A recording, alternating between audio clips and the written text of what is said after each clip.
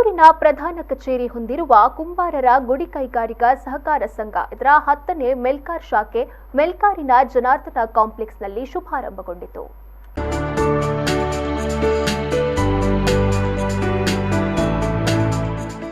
ದಕ್ಷಿಣ ಕನ್ನಡ ಜಿಲ್ಲಾ ಪಂಚಾಯತ್ ಉಪಾಧ್ಯಕ್ಷೆ ಕಸ್ತೂರಿ ಪಂಜ ನೂತನ ಶಾಖೆಯನ್ನ ಉದ್ಘಾಟಿಸಿದರು.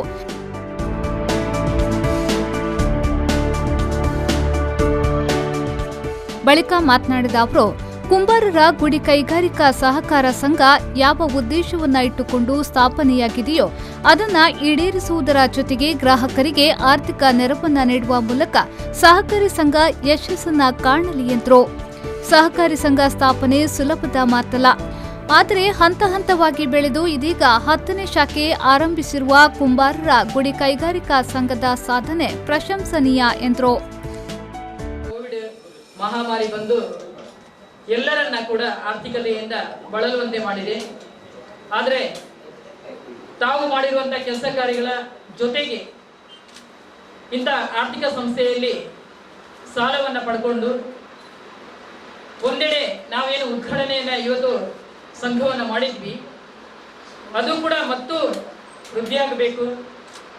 ಉದ್ಯಮಿಗಳಿಗಾಗಲಿ ಅಥವಾ ಬರುವಂತ ಯಾರೇ ಇಲ್ಲಿಗೆ ಬರುವಂತ ಯಾರು ಕೂಡ ಸಾಲವನ್ನ ಪಡ್ಕೊಂಡು ಹೋವರು ಅಥವಾ ಆರ್ಥಿಕವಾಗಿ ಬೇರೆ ಬೇರೆ ದೃಷ್ಟಿಕೋನದಿಂದ ಈ ಬ್ಯಾಂಕಿಗೆ ಬರುವವರು, ಸಹಕಾರ ಸಂಘಕ್ಕೆ ಬರುವವರು ಮುಂದಿನ ದಿನಗಳಲ್ಲಿ ಇಲ್ಲಿಂದ ಯಾವುದೇ ತೊಂದರೆಗಳನ್ನು ಅನುಭವಿಸದೆ ಮತ್ತಷ್ಟು ಈ ಸಂಘ ಬೆಳೆಯುವಂತ ನಿಟ್ಟಿನಲ್ಲಿ ಅವರ ಸಪೋರ್ಟ್ ಕೂಡ ಇರಬೇಕು. ಮೆಸ್ಕಾಂ ಮಂಗಳೂರು ವಲಯದ ಮುಖ್ಯ ಅಭಿಯಂತರ ಮಂಜಪ್ಪ ದೀಪ ಪ್ರಜ್ವಲಿಸಿ ಬಳಿಕ ಪ್ರದರ್ಶನ ಹಾಗೂ ಮಾರಾಟ ಮಳಿಗೆಯನ್ನ ಉದ್ಘಾಟಿಸಿದರು.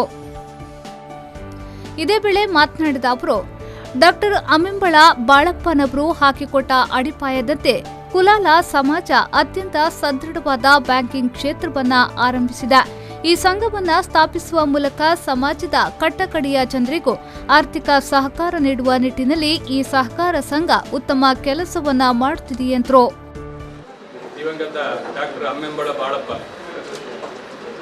ಸನ್ಮಾನ್ಯರು ಹಾಕಿಕೊಟ್ಟ ಮಾರ್ಗದರ್ಶನದ ಹಾದಿಯಲ್ಲಿ ನಡೆದಂಥ ಕುಲಾಲ ಸಮುದಾಯ ಇವತ್ತು ಅತ್ಯಂತ ಸದೃಢವಾದ ಬ್ಯಾಂಕಿಂಗ್ ಸಂಸ್ಥೆಯನ್ನು ಮುನ್ನಡೆಸ್ತಾ ಇದೆ.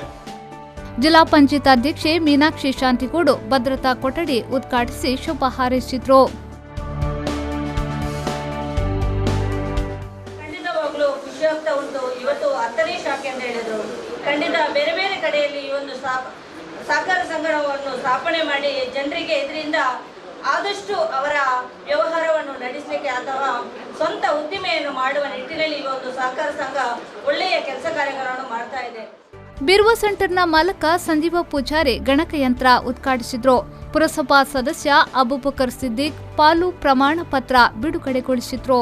ಪುರಸಭಾ ಸದಸ್ಯರಾದ ಜಸಿಂತಾ ಡಿಸೋಸ ಹಾಗೂ ಗಾಯತ್ರಿ ಪ್ರಕಾಶ್ ಠೇವಣಿ ಪತ್ರ ಬಿಡುಗಡೆಗೊಳಿಸಿ ನೂತನ ಸಂಸ್ಥೆಗೆ ಶುಭ ಕೋರಿದ್ರು. ಸಂಘದ ಅಧ್ಯಕ್ಷ ಭಾಸ್ಕರ್ ಎಂ ಪೆರುವಾಯಿ ಅಧ್ಯಕ್ಷತೆ ವಹಿಸಿ ಮಾತನಾಡಿ, ಕುಂಬಾರಿಕೆಗೆ ಪ್ರೋತ್ಸಾಹ ನೀಡುವ ನಿಟ್ಟಿನಲ್ಲಿ ಮಣ್ಣಿನ ಉತ್ಪನ್ನಗಳನ್ನು ಖರೀದಿ ಮಾಡಿ ಜನರಿಗೆ ಕಡಿಮೆ ಬೆಲೆಗೆ ಮಾರಾಟ ಮಾಡುವ ಮೂಲ ಧ್ಯೇಯವನ್ನ ಇಟ್ಟುಕೊಂಡು ಗ್ರಾಹಕರಿಗೆ ಆರ್ಥಿಕ ನೆರವನ್ನ ನೀಡುವ ಕಾರ್ಯವನ್ನ ಸಂಘ ಮಾಡಿಕೊಂಡು ಬರುತ್ತಿದೆ. ಎಲ್ಲರ ಸಹಕಾರದಿಂದ ಸಂಘ ಇಷ್ಟು ಅಭಿವೃದ್ಧಿಗೊಳ್ಳಲು ಸಾಧ್ಯವಾಗಿದೆ ಎಂದರು. ಠೇವಣಿ ಇಟ್ಟವರಿಗೆ 1 ತಿಂಗಳ ಅವಧಿಯಲ್ಲಿ 0.5% ಹೆಚ್ಚುವರಿ ಬಡ್ಡಿ ನೀಡಲಿದ್ದು ಕಡಿಮೆ ಬಡ್ಡಿ ದರದಲ್ಲಿ ಸಾಲ ನೀಡುವುದಾಗಿ ತಿಳಿಸಿದರು.